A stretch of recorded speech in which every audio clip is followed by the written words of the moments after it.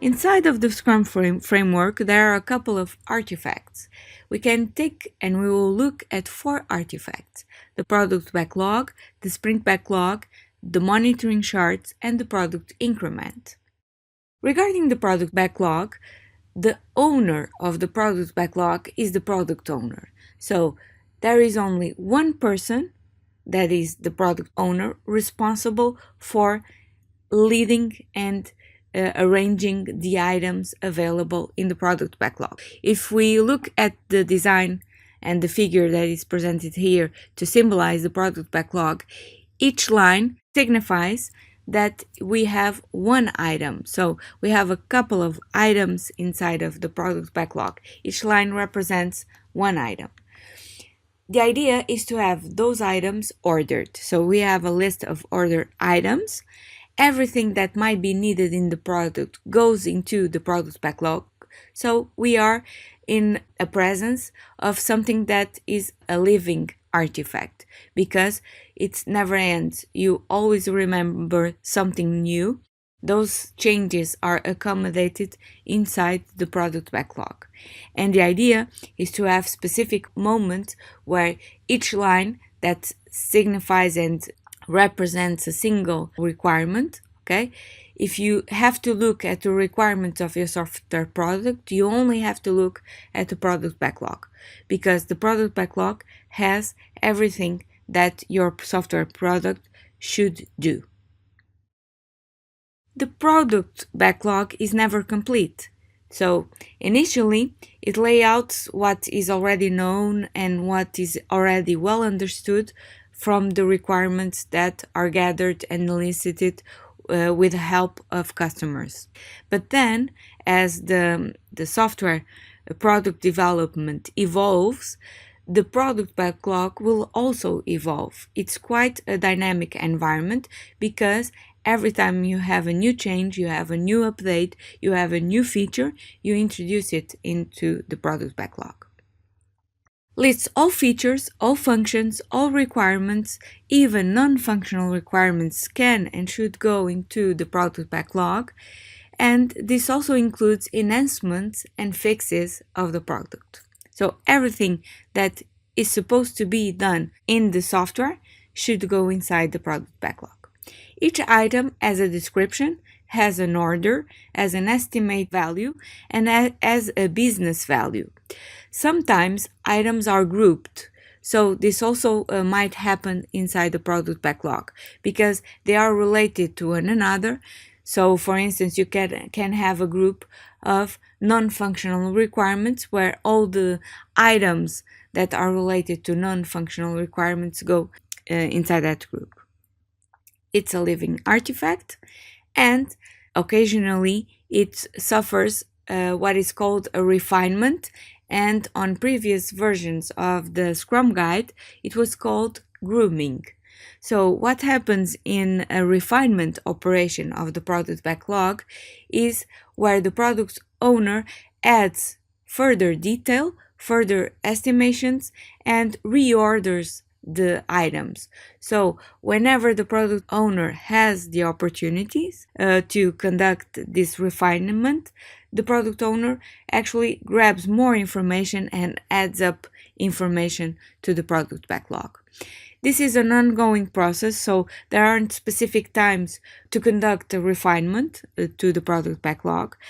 Items are reviewed and revised, okay? So it makes sense to remove some items that have become obsolete from the product backlog, for instance. When? Well, actually the Scrum team decides, but the idea is to not take more than 10% of the total time for each sprint, okay? And this can occur within a sprint, because the development team will be focused on the work that the team needs to address that is not inside the product backlog. The work that is selected for a sprint is inside of a sprint backlog. So it's another artifact. So during the sprint, there is time to make some refinement within the product backlog. Whenever an item is ready, this implies that an item can be selected for a sprint and goes inside of a sprint backlog because there is enough detail to be given to the development team. There is also another status that is the done status, and that done status is majorly dedicated to the development team when conducting the software development. The sprint backlog is made with items that come from the product backlog, so you can actually see the orange lines here, okay? And we will see what happens inside of this artifact and what does this artifact actually contains. So the idea is to have the forecast of the functionality to be included in the next product increment. So it's the functionality to be developed inside of a sprint. It's the set of product backlog items that are selected for the sprint plus the plan to deliver the product increment and realizing the sprint goal. So the idea is inside of a sprint backlog with a goal that was established in the sprint planning, because this artifact comes out as output of the sprint planning event. The idea is that this artifact contains all the backlog items that were selected for the sprint, and then the tasks that are related and that will lead to the software development achieving this sprint goal and actually making the item a reality as a working feature in the software. The sprint backlog is highly visible because it's a real-time picture of the work to be accomplished during the sprint. The only role that has direct impact and is responsible to address the sprint backlog, create the sprint backlog, and update the sprint backlog is the development team.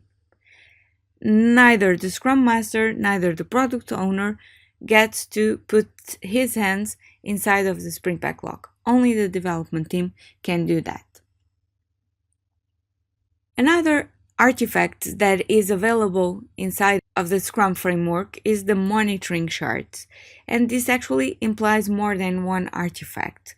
One of the most well-known artifacts inside of the Scrum framework is a burn down chart. So the burn down charts are created at the beginning of each sprint and actually are updated on a daily basis. This usually happens at daily Scrum, where the development team updates the current situation for each of the items that they have to accomplish to be transformed into a software feature at the end of the sprint. So the burn downs actually work like this. You establish and you estimate the effort required to conduct the work related to a work item, and you sum up all the work items that are involved in a sprint that are available in the sprint backlog, and you actually add up all the estimations that you made as a development team for that sprint. And you start the week or the 2 week or the 3 week or the 1 month sprint. You start your sprint with an initial amount of work that has to be done. So for instance, let's estimate that the total effort for your sprint is of 50. And the sprint starts with an initial overload of 50.